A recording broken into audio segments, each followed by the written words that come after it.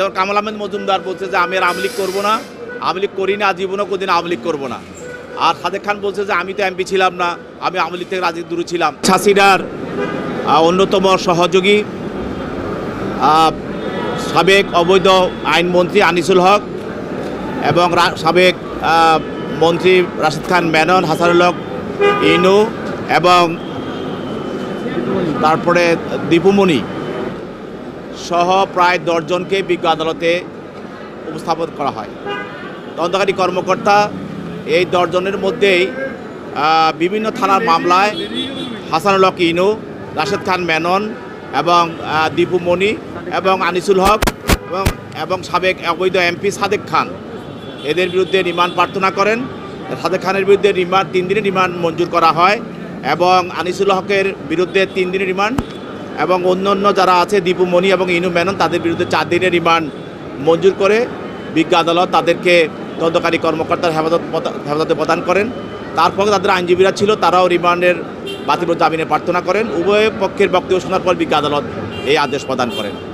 এছাড়া অন্যান্য আসামি যারা আছে তার মধ্যে চৌধুরী আব্দুল আল মামুন সাবেক আইজিপি এবং হাসানুল হক ইনু মেনন এবং তানভীর আহমেদ সৈকত সহ সাদেক খান আরও অন্যান্য যারা ফ্যাসিস্টের সহযোগী ছিল তাদেরকে বিভিন্ন মামলায় গ্রেপ্তার দেখানো হয় এবং তার গ্রেপ্তার দেখানোর ফলে যাদেরকে রিমান্ড দেওয়া হয় তাদেরকে তদন্তকারী কর্মকর্তা হেফাজত প্রদান করেন, আর যাদেরকে রিমান্ড দেওয়া হয় নাই তাদেরকে CW মূলে যে রাজতে প্রেরণ করেন। সাদেক খান সাধারণত বলছে যে সে অনেক আগেই এমপি ছিল, পরবর্তী সে এমপি ছিল না, এটার সঙ্গে সে জড়িত না।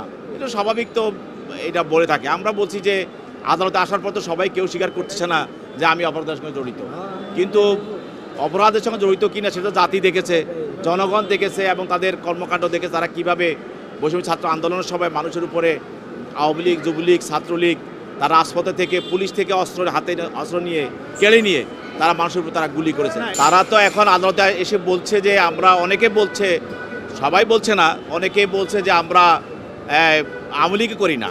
যেমন কামাল আহমেদ মজুমদার বলছে যে আমি আর আওয়ামী লীগ করবো না, আওয়ামী লীগ করি না, জীবনও কোনদিন আওয়ামী লীগ করবো না। আর সাদেক খান বলছে যে আমি তো এমপি ছিলাম না, আমি আওয়ামী লীগ থেকে রাজনীতি দূরে ছিলাম। এইসব কথা বলে পার পাওয়া যাবে না। এইসব কথা বলে তারা জনগণের থেকে অনুকম্পা নেওয়ার চেষ্টা করছে, মানুষের ভিতরে একটা বিভ্রান্ত সৃষ্টি করার চেষ্টা করছে।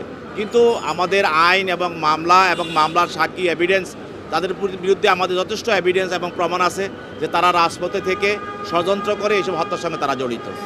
অতএব তারা এইসব কথা বলে বিচার থেকে রেহাই পাবে না। Thank you.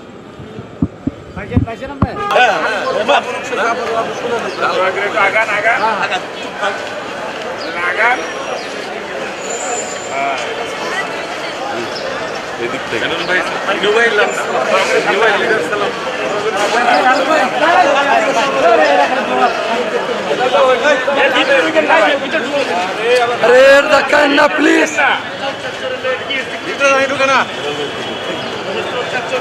धक्का